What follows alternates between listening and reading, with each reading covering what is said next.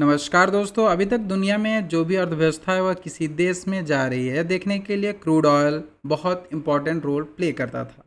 ज़्यादातर economics crude oil की तरफ देखते थे, लेकिन अब मामला काफ़ी हद तक शिफ्ट हो गया है। अब जहाँ पर ज़्यादातर चीज़ें गोल्ड प्राइस यानी सोने के मूल्य का चल रहा है, उसके हिसाब से देखी जा रही है कि पूरी दुनिया की जो इकोनॉमिक्स है उसमें क्या हो रहा है। इनफैक्ट मैं आपको बताना चाहूँगा कि गोल्ड ने यूरो को भी बीट कर दिया है।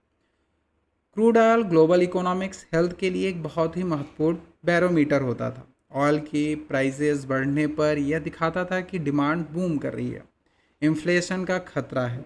वहीं अगर क्रूड ऑयल के प्राइस नीचे जाते थे तो यह वीक डिमांड और रिसेशन आने का संदेश देता था। अगर हम करंट में बात करें तो करीब में 2025 में एनालिस्ट और पॉलिसी मेकर्स ने एक बड़ा स्ट्रक्चरल शिफ्ट किया है। गोल्ड ने क्रूड ऑयल को world's indicator of economics anxiety यानी आर्थिक चिंता के विश्व संकेतक के रूप में प्रतिस्थापित किया, उसको चेंज किया। आरबीआई के गवर्नर ने यह भी कहना स्टार्ट कर दिया है कि gold is the new barometer of global economy. सोना वैश्विक आर्थिक अनिश्चितता का नया बैरोमीटर है। वर्तमान data of gold to oil रिसेसो गोल्ड प्राइस ऐतिहासिक स्तर पर चला गया है, करीब 43 डॉलर का बाउंस चला गया है। 2008 के बाद सबसे बड़ी साप्ताहिक रैली इसमें देखने को मिल रही है। एक महत्वपूर्ण चीज़ है कि गोल्ड टू ऑयल जो रिसेसस है, उसका मतलब यह है कि 1 आउंस ऑफ द गोल्ड में आप कितने बैरल ऑफ क्रूड ऑयल खरीद सकते हैं।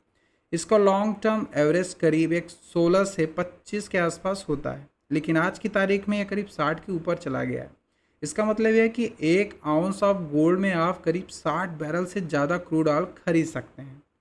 यह रेशियो इसलिए बढ़ा है क्योंकि 2022 के बाद गोल्ड का प्राइस डबल हो गया है, जबकि ऑयल का प्राइस नीचे की तरफ गया है। यह एक बहुत ही बड़ा डाइवर्जेंस है, जहां गोल्ड का प्राइस तेज़ी से बढ़ा है वहीं ऑयल का प्राइस नीचे जा रहा है। सेफ हेवन एसेट्स, जब भी जियोपॉलिटिकल क्राइसिस, युद्ध या फाइनेंशियल टर्नआउट होता है तो गोल्ड की वैल्यू बढ़ती है। 2025 में वैश्विक जोखिम जैसे व्यापार युद्ध, यूएस गवर्नमेंट शटडाउन और क्षेत्रीय कॉन्फ्लिक्ट की वजह से लोग गोल्ड की तरफ ज़्यादा फोकस कर रहे हैं। सेंट्रल बैंक ऑफ गोल्ड खरीद रही है। रियल इंटरेस्ट रेट गिरा है, जिसमें गोल्ड से ज़्यादा आकर्षित हो रहा है। वहीं पे डॉलर कमज़ोर हुआ है, इसकी वजह से लोग गोल्ड की तरफ काफ़ी जा रहे हैं। Asia, middle east, Europe, Bharat के सेंट्रल बैंक डॉलर को कम करके गोल्ड रिजर्व को और ज़्यादा कलेक्ट कर रही है।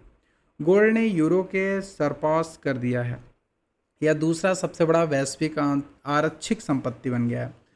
दुनिया के जो फॉरेक्स रिजर्व हैं, डॉलर का योगदान करीब 46% है, गोल्ड का लगभग 20% और यूरो का करीब 16% है।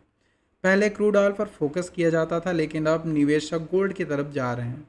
अब ऑयल का प्राइस इकोनॉमिक्स एक्टिविटी की तरफ देखने को मिलता है। ऑयल का प्राइस बढ़ना ग्लोबल ग्रोथ को दिखाना है, जबकि ऑयल का प्राइस नीचे जाना डिमांड कम होने का संकेत देता है। एनर्जी मार्केट में बड़ा ट्रांसफॉर्मेशन आया है। चीज़ें अब रिन्यूएबल एनर्जी की तरफ जा रही हैं। ग्लोबल एंजाइटी के समय डिमांड एक्सपेक्टेशन ड्रॉप होती है, जिसकी वजह से ऑयल प्राइसेस गिरती हैं। यह गोल्ड के बढ़ते प्राइस के साथ डाइवर्जेंस दिखाता है। ऊंचे गोल्ड ऑयल रेशियो का मतलब यह हुआ है कि डर ज़्यादा है कि ग्रोथ में एक्सपेक्टेशन कम हो गई है। गोल्ड चिंता को और ऑयल की मांग को सिग्नल कर रहा है।